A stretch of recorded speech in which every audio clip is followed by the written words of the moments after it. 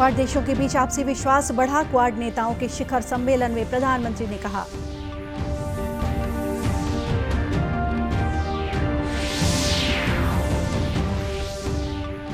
भेंट मुलाकात कार्यक्रम के दौरान मुख्यमंत्री पहुंचे दंतेवाड़ा। कहा, यहां के उत्पादों ने बनाई विदेशों में जगह।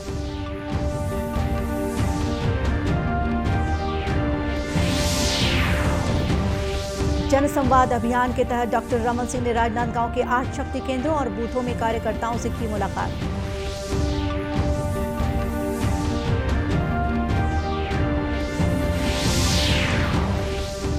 और भारत में अत्यधिक कोविड मृत्यु दर के बारे में विश्व स्वास्थ्य संगठन की रिपोर्ट पर जताई चिंता।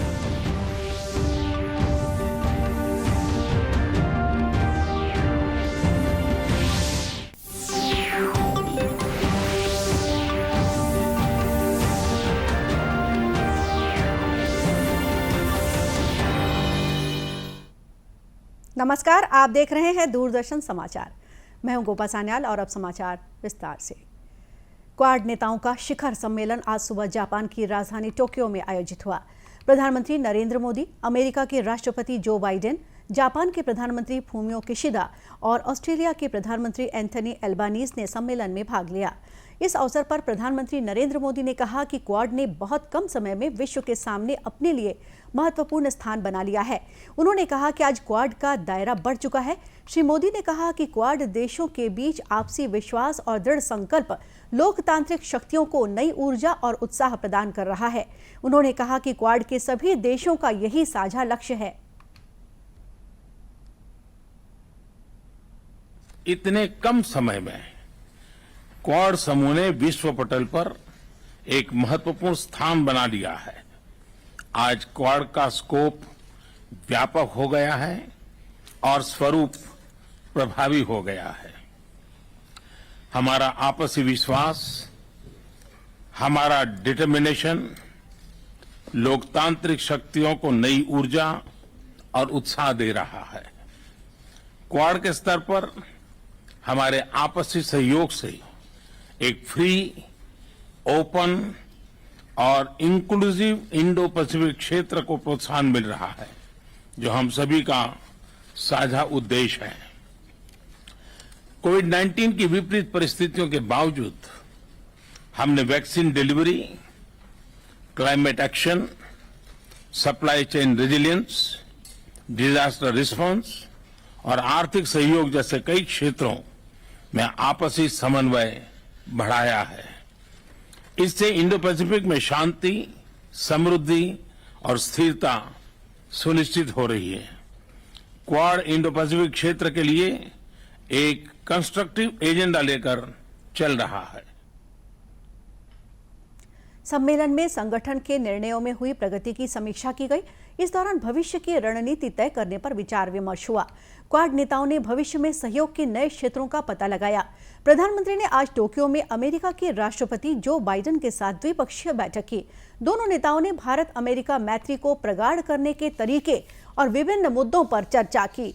श्री मोदी ने कहा कि दोनों देशों के लोगों के बीच संपर्क और सशक्त आर्थिक सहयोग भारत और अमेरिका की साझेदारी को अनूठा बनाते हैं।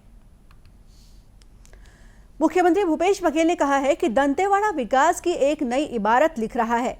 उन्होंने कहा कि दंतेवाड़ा में आवागमन की सुविधा बढ़ गई है। श्री बघेल ने आज दंतेवाड़ा में भेंट मुलाकात के अपने अनुभव मीडिया से साझा किए। इस मौके पर उन्होंने कहा कि बस्तर अब शांति की ओर लौट रहा है। पुलिस की पेट्रोलिंग भी बढ़ी है। इन सब से दंतेवाड़ा पर्यटन और आर्थिक क्षेत्र में तेजी से उभर रहा है। मुख्यमंत्री ने बताया कि यहाँ का महुआ इंग्लैंड जाने लगा है। इस तरह से विदेशों में भी अब यहाँ से प्रोडक्ट सराहे जा रहे हैं। श्री बघेल ने कहा कि भेंट मुलाकात ने नए अनुभव दिए हैं। लोगों ने अपनी भावनाएं साझा की हैं। यहाँ लोगों की सोच की उड़ान तेज हुई है। उन्होंने कहा कि हमारी सरकार व्यक्ति विकास पर जोर दे रही है। वहीं मुख्यमंत्री ने आज दंतेवाड़ा से प्रदेश के किसानों को फसल में हुए नुकसान के लिए 297 करोड़ रुपए के फसल बीमा दावा राशि का ऑनलाइन वितरण किया। उन्होंने राज्य के 1,44,966 किसानों को वर्ष 2021-22 में रबी फसलों को हुए नुकसान के लिए इस दावा राशि का भुगतान किया। प्रदेश भाजपा इन दिनों आगामी विधानसभा चुनाव के मद्देनजर संगठन को मजबूत करने पर जोर दे रही है। इसके लिए बूथ स्तर पर विशेष अभियान चलाया जा रहा है। जन संवाद कार्यक्रम इसी अभियान का एक हिस्सा है। पार्टी के राष्ट्रीय उपाध्यक्ष और पूर्व मुख्यमंत्री डॉक्टर रमन सिंह ने राजनांदगांव नगर निगम सीमा क्षेत्र के लखोली वार्ड के शक्ति केंद्र और बूथ में पहुंचकर कार्यकर्ताओं के साथ जन संवाद किया। इस अवसर पर मीडिया से चर्चा करते हुए डॉक्टर रमन सिंह ने बताया कि लखोली शक्ति केंद्र के 8 बूथों की समीक्षा की गई है। साथ ही उन्होंने कहा कि कार्यकर्ताओं को आगामी लोकसभा और विधानसभा चुनावों को ध्यान में रखते हुए रणनीति बनाकर काम करने को कहा गया है। 8 बूथ के अध्यक्ष, वहाँ के BLA 2, वहाँ के सचिव, वहाँ के पालक और सबकी उपस्थिति रही और बूथों के बारे में जो प्रदेश व्यापी अभियान चल रहा है, जिसमें बूथ की विस्तारक योजना, जिसमें आज हम लोगों ने समीक्षा किया, विधानसभा चुनाव, लोकसभा चुनाव, पार्षद के चुनाव, अन्य चुनाव में स्थिति, अन्य समीकरण के बारे में बात हुई। एक प्रकार से बूथ के कार्यकर्ताओं को एक्टिव करना और उसको जवाबदारी महसूस होना कि मैं अध्यक्ष हूँ, मेरी जवाबदारी है, मैं सचिव हूँ, मेरी जवाबदारी है, मैं BL 2 हूँ, मैं महिला प्रमुख हूँ, मैं युवा प्रमुख हूँ। इस प्रकार से एक जवाबदारी के साथ साथ एक प्रोफार्मा दिया है जो उनको आने वाले 25 साल के लिए भारतीय जनता पार्टी का आधार मजबूत करने के लिए सारे चीज़ को ऑनलाइन करते हुए हम सरल पोर्टल में उसको डाउनलोड करते हैं। डॉक्टर सिंह ने केंद्र सरकार की योजनाओं का जिक्र भी किया। उन्होंने कहा कि केंद्र हर वर्ग के लिए कल्याणकारी योजनाएं चला रही है। केंद्र की इन्हीं योजनाओं को जन जन तक पहुंचाने का काम भी हमारे कार्यकर्ता कर रहे हैं। भारत ने अत्यधिक कोविड मृत्यु दर के बारे में विश्व स्वास्थ्य संगठन की हाल की रिपोर्ट पर चिंता जताई है। जिनेवा में विश्व स्वास्थ्य सभा के 75वें अधिवेशन में स्वास्थ्य मंत्री मनसुख मांडविया ने कहा है कि इस रिपोर्ट में भारत के वैधानिक प्राधिकरण के प्रकाशित प्रामाणिक आंकड़ों की अनदेखी की गई है। स्वास्थ्य मंत्री ने टीकों और औषधि तक समान पहुंच सुनिश्चित करने के लिए समायोजी वैश्विक आपूर्ति श्रृंखला पर बल दिया है। उन्होंने वैक्सीन और दवाओं के लिए विश्व स्वास्थ्य संगठन की अनुमोदन प्रक्रिया सुगम बनाने का आग्रह किया। उन्होंने अधिक प्रभावी वैश्विक स्वास्थ्य प्रणाली के लिए संगठन को और मजबूत करने की भी अपील की। देशव्यापी कोविड टीकाकरण अभियान के अंतर्गत अब तक 192 करोड़ 50 लाख से अधिक टीके लगाए गए हैं। स्वास्थ्य और परिवार कल्याण मंत्रालय के अनुसार कल लगभग 12 लाख टीके लगाए गए। बच्चों के 12 से 14 आयु वर्ग में 4 करोड़ 74 लाख से अधिक टीकाकरण हुआ है। इधर छत्तीसगढ़ में कोरोना संक्रमण के 9 नए मामले सामने आए हैं। राज्य के 21 जिलों में कल कोरोना संक्रमण का कोई भी मामला सामने नहीं आया है। प्रदेश में कोरोना पॉजिटिविटी दर 0.28% तक पहुंच गई है। गर्मी के मौसम में पानी और खाने की तलाश में वन्य प्राणियों का रिहायशी इलाकों में आने का सिलसिला थम नहीं रहा है। जंगली हाथी भी गाहे बगाहे वन गांव में नजर आते हैं। इस समय कोरिया जिले के मनेन्द्रगढ़ वन मंडल के गांव में हाथियों का एक दल विचरण कर रहा है। इन हाथियों का दल खेतों के साथ साथ घरों को भी नुकसान पहुंचा रहा है। बेल गांव में इन हाथियों के हमले में 2 लोगों की मौत भी हो गई है। ग्रामीणों का कहना है कि ये हाथी बीते कई दिनों से क्षेत्र में घूम रहे हैं। जो वहाँ बाग बगिया लगा हुआ था उसको खाए और फिर अरहर भी रखा हुआ था आंगन में उसको खाए। फिर एक हाथी यहाँ आया तो मेरा भाभी निकल के बाहर आया और भैया अंदर फंस गया। उसमें बच्ची को लेके ऊपर दीवार से जब बाहर आने की कोशिश किया तब एक हाथी ने पकड़ लिया, बच्चा को भी और भैया को भी पकड़ लिया। तो जब चिहार छोड़ा हाथी ने तो वहाँ से पूरा इकट्ठा होके यहीं आके एकता हो गए पूरा और भैया को भी पटक दिया, बच्ची को भी पटक दिया। तब हम लोग वहाँ से फिर घर से बाहर निकलने पाए। वहीं क्षेत्र के विधायक गुलाब कमरों ने कहा कि पीड़ित परिवार को शासन के नियमानुसार सहायता दी जा रही है। कार्यक्रम स्थगित करके मैंने खुद भी वहाँ पर पीड़ित परिवार से मिला, उनको संवेदना व्यक्त किया है और उनको मैं आश्वस्त किया हूँ कि छत्तीसगढ़ सरकार के द्वारा मिल रहे सारे सुविधाएं उनको उपलब्ध कराया जाएगा, क्षतिपूर्ति उपलब्ध कराएगा। और हमने SDM से भी निवेदन किया है कि वहाँ पर जो जंगल में रह रहे हैं, जो बिल्कुल फॉरेस्ट है वहाँ लगा हुआ जो उनका घर है, 3-4 ही घर है, मैंने कहा है कि गांव में इनको ज़मीन दिलाया जाए ताकि आगे आने वाले दिनों में कोई ऐसी घटना ना घट सके। DFO लोकनाथ पटेल ने कहा कि वन विभाग की टीम क्षेत्र में लगातार गश्त कर रही है, साथ ही मुआवजा राशि का वितरण भी किया जा रहा है। जैसे सुबह सूचना मिली तो सुबह हमारे जो बीट गार्ड पहुँचे थे और बीट गार्ड से पहुँचे कुछ नाराज़गी व्यक्त किए, इसलिए और भी टीम आई थी, तो मैं पुलिस का सहयोग लेकर के वहाँ गाँव पर पहुँचा और उनको समझाइश दी गई और जो मुआवजा है 25-25 हज़ार करके 50 हज़ार के वो मुआवजा भी तत्काल प्रदान किए गए। साथ ही साथ शेष राशि के लिए शीघ्र जैसे ही मेडिकल रिपोर्ट मिलेगा तत्काल उसको शेष 11,50,000 का भुगतान कर देंगे। गौरतलब है कि हाथियों का यह दल मध्य प्रदेश की ओर बढ़ रहा है। वन विभाग इस दल की निगरानी कर रहा है।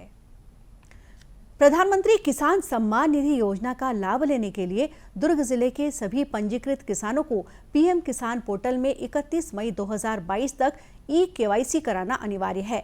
इसके लिए सभी ग्राम पंचायतों में शिविर लगाए जा रहे हैं।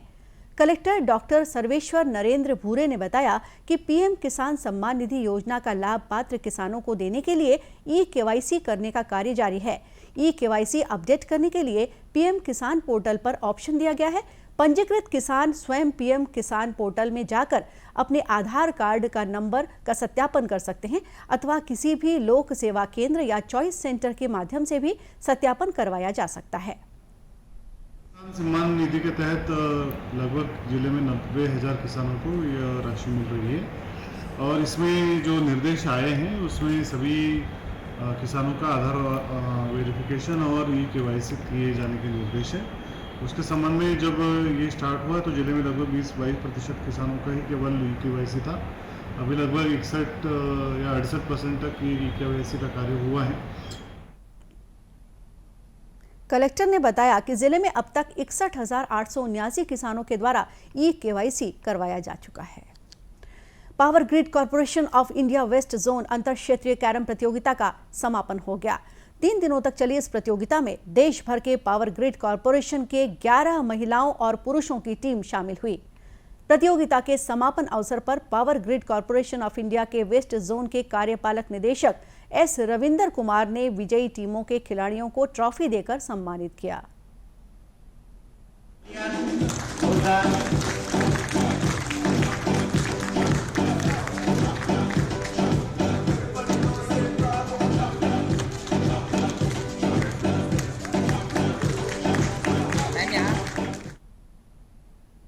महिला टीम चैंपियनशिप में केंद्रीय कार्यालय पुरुष वर्ग में उत्तर पूर्व रीजन ने खिताब जीता। वहीं महिला एकल में मंजुषा गाडगे और पुरुष वर्ग सिंगल्स में रजत नाग ने जीत हासिल की। और अब अंत में मुख्य समाचार एक बार फिर।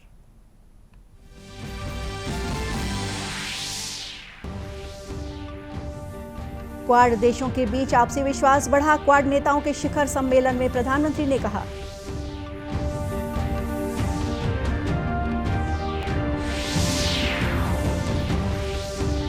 भेंट मुलाकात कार्यक्रम के दौरान मुख्यमंत्री पहुंचे दंतेवाड़ा। कहा, यहां के उत्पादों ने बनाई विदेशों में जगह।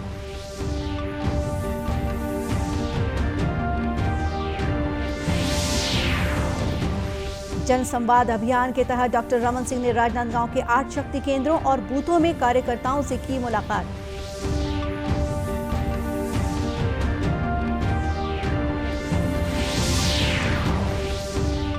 और भारत ने अत्यधिक कोविड मृत्यु दर के बारे में विश्व स्वास्थ्य संगठन की रिपोर्ट पर जताई चिंता।